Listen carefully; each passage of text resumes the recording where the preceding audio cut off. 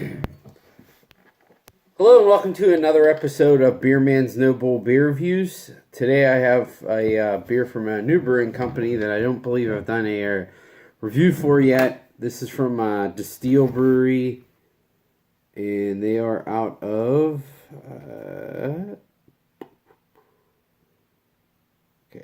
Bloomington, Illinois. I knew it was Illinois. I can't remember exactly where, but excuse me.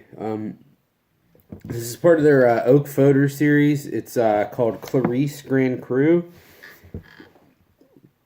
And the description says Belgian style dark ale aged in oak cognac foeder. And this is on the side of the bottle. It says batch date 2014. So this is possibly, it's at the minimum, it's at the minimum 4 years old, but it's somewhere between 4 and 5 and possibly older than 5 years old, depending on when in 2014 this was bottled. And again, I don't know if that means that's when it was brewed. That could also mean that's when it was brewed and it was released later in bottles, after it was aged and stuff. So I'm not sure, but I know this is, in general, this is still at least a couple years old. And this is 10% ABV, so... And I did actually get this beer on the discount rack it was literally for free. So that's why I grabbed it. I like Destihl a lot. I generally, I wouldn't have a problem buying this either. But I think the regular retail price was still on it. It was like $20, which to me is kind of pricey for something like this. I like Belgian ales if they're done right, but that's not a style that I'm definitely going to jump in on anything that comes out. So I'm glad that it was discounted for me to grab it. But I will say I just popped the cap, and there's a bunch of bubbles underneath the cap, so that kind of worries me that this might be somewhat oxidized. But for the style of beer it is, that might not actually necessarily be that bad of a thing. So we'll see.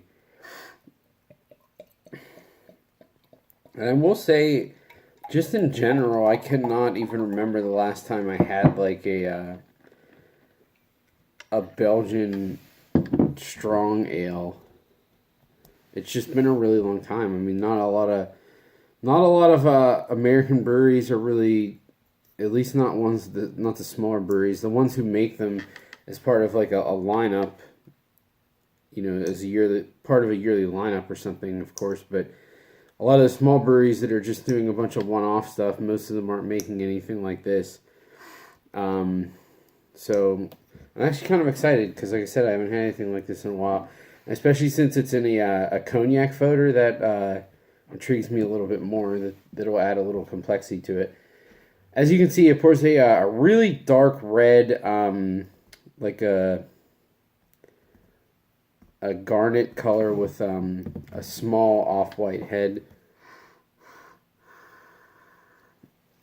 So I do smell a little bit of oxidation, but there is a lot of dark fruits and it's like pruny and datey, and almost like a little bit of a cinnamon, and there's some Belgian yeast too. I'm not really necessarily getting any booze or like the cognac.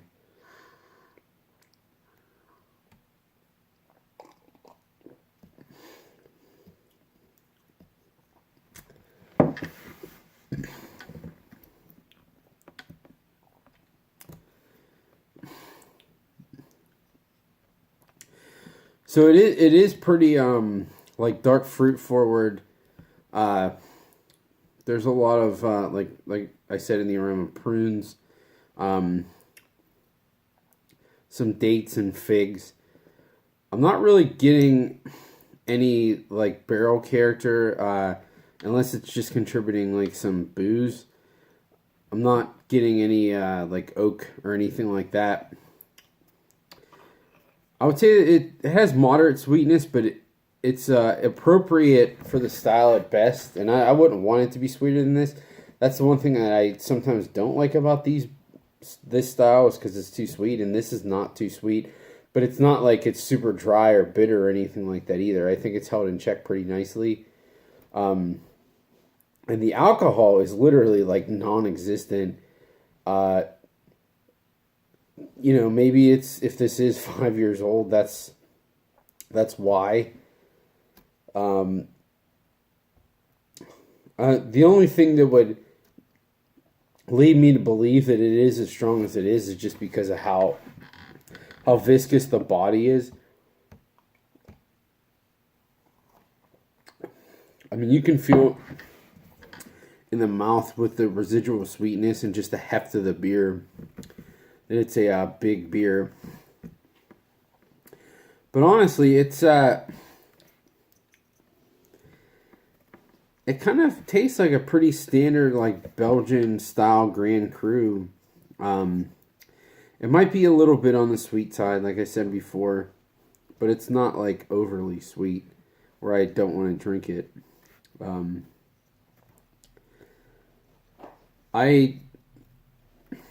trying to think. I'm just thinking of what rating I want to give this. So, on my scale of buy, drink, dump, of course, if it was for the price that I got it for, that was nothing, I would say buy, because you're not buying it anyways. You're just getting it for free. But for like the $20 that they were charging for this, I would not call it a buy. I probably wouldn't even call it a buy at $10, but that's not because they necessarily did a poor job with it. It's just for my own taste. This isn't something that I necessarily want to... The style isn't something that I necessarily want to drink that often. So for me to like want to go back and buy it, it has to be like a really, really, really well done example of the style. And I think this is a good one, but it's not good enough where I would necessarily want to go back and buy this. But it's definitely a high drink.